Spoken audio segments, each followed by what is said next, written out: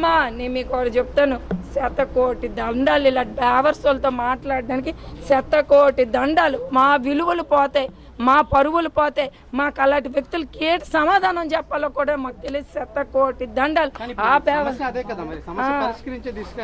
మాకు తెలుసు అలా సమస్య పరిష్కరించుకోవాలో. ఇలాంటి పనికి మాలిన వాళ్ళు మాట్లాడితే మా సమస్య పరిష్కారం అయిపోతుంది. వాళ్ళు వీటికి మాకు తెలియదు మా సమస్య పరిష్కారం. ఉన్నారని అంటే అది ఎంతవరకు ఏ సబ్జెక్ట్ మీద ఉండొచ్చు రకరకాలు. మేము ఎంతవరకు మాట్లాడాలో అంతవరకే మాట్లాడతాం, కానీ 24 hours ఎవరెవరి కోసమో మాట్లాడమంటే మేము మాట్లాడమంటే చెప్తే ఏం చేసుకుంటే అలాంటి వాళ్ళు ఆరోపణ చేసి సంస్కారం ఉన్న వాళ్ళు ఎవరు ఆరోపణలు చేస్తారండి? చేయండి.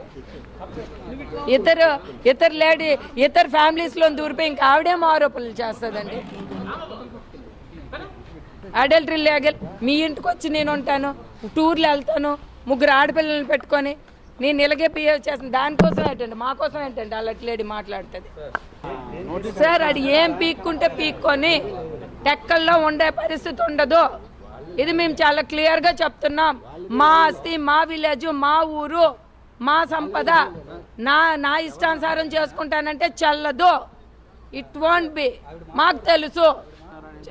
మా ఇంట్లోనే అడల్టరీ లేగలు, ఆడపిల్లలు ఆడదే ఎవరైనా అడల్టరీ లేగలు ఎవరితోనే ఉండొచ్చు అని అంటదండి సంస్కారవంతురాలు.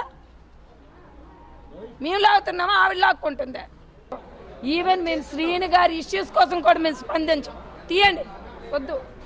ఇదవుతుంది నన్ను టెక్కల్లో ఉంచడానికి. మా మాయ గారి టెక్కలు మా అడ్డ నన్ను అక్కడ అసలు అంత సమస్య అంత సీనే లేదు దానికి. అదే అవుతుంది నన్ను టెక్కల్లో ఉంచకపోవడానికి. అసలు ఎవరిలో ఊర్లో ఉంచడానికి ఎవరికి ఎక్కడ రైట్స్ ఉన్నాయండి? మనకు నచ్చిన దగ్గర ఉండొచ్చు. ఈవిడెవరు క్వశ్చన్ చేయడానికి? ఈవిడెవరు నన్ను అనడానికి? ఈవిడికి ఏ రైట్ ఉంది నాకు ఉండొద్దని చెప్పడానికి? Bloody hell. అసలు ఈవిడ సంస్కారం కోసం ఈవిడ మాట్లాడుతుంది ఏంటి? ఆడు ఈడు అని చెప్పి మొగుడిని తిడుతుంది. అత్తకేమో అది ఇది ఆడికి పుట్టింది ఈడికి పుట్టింది 100 మంది అత్తకి తిడుతుంది. మొత్తానికి కారణం నేను కాదు. ఈ రోజు నడి రోడ్డు మీదకి నేను రావడానికి కారణం ఆవిడ. అయితే అప్పుడే ఆరోపణలను ఎందుకు బయటకు వచ్చి తప్పని పరిస్థితుల్లో కాదు, తప్పని పరిస్థితుల్లో ఏవండి. నేను దువ్వాడ శ్రీనివాస్ గారికి ఈవిడ ఇలాంటి ఎలిగేషన్స్ చేసి రోడ్డు మీద నెట్టేసి నన్ను నా రాజకీయ భవిష్యత్తును తీసేస్తే జగనన్న మీద అభిమానంతో ఈవిడ రాజకీయ భవిష్యత్తు తీసేస్తే ఏంటి, నా వర్క్ నేను చేసుకుంటానని ఎలక్షన్ అంతా నేను శ్రీని గారి దగ్గర ఉండి ఎలక్షన్ జరిపించడం జరిగింది. అతనికి 2 సంవత్సరాల భోజనం అంటే నా ఇంట్లో ఉండి నేను అతనికి క్యారీస్ పంపించడం జరిగింది. 2 నెలలు నేను అక్కడే పార్టీ ఆఫీస్లో ఉండి కాల్ సెంటర్ ఒక 20 మంది అమ్మాయిలని, ఐప్యాక్ ఒక 30 మంది అబ్బాయిలని అందరినీ పెట్టి ప్రతి ఒక్కరికి కాల్ చేయించి జగన్మోహన్ రెడ్డికే ఓట్లు వేయాలి గెలిపించాలని అందరికీ కాల్ చేయించి నేను అక్కడే ఉన్నాను కదా. ఆ 2 నెలలు ఎందుకు నా దగ్గరికి రాలేదు? ఆ 2 నెలల్లో మీరు వచ్చి ఎందుకు నన్ను మీరు పంపించలేదు ఇంటి నుంచి బయటికి? నిన్న ట్రస్ట్కు ఆవిడకి అందాల్సిన ఫైనాన్షియల్ అసెట్స్ అన్నీ అందిపోయాయి. ఆవిడకి మంత్లీ కావాల్సిన డబ్బులన్నీ ఇచ్చేవాళ్ళు. ఎవ్రీ మంత్లీ ఇచ్చేవాళ్ళు. ఆవిడకి ఎంతసేపు డబ్బు కావాలి?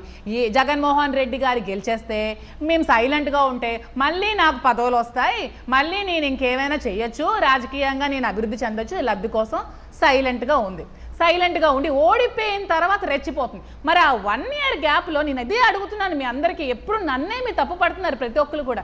ఈ 1 year మరి అక్కడే ఉన్నాను, అక్కడే మాదిరి ఉందని ఆవిడ పబ్లిక్గా అందరి మీడియాకి చెప్తోంది కదా. 1 year నేను ఉన్నాను. ఈ 1 yearలో నిన్న ట్రెస్ పాస్ చేసినట్టు ఎందుకు ట్రెస్ పాస్ చేసుకొని నా దగ్గరికి రాలేదు? నువ్వెందుకు రాజకీయం చేయాలి, నువ్వెందుకు నా హస్బెండ్ సపోర్ట్ చేయాలి, మా ఫాదర్కి నువ్వెందుకు సపోర్ట్ చేయలేదని ఎందుకు నన్ను బయటకు గెంటలేదు? ఎందుకు మీరు సైలెంట్గా ఉన్నారు? ఇప్పుడు ఏ అండదండలతో మీరు రెచ్చిపోతున్నారు?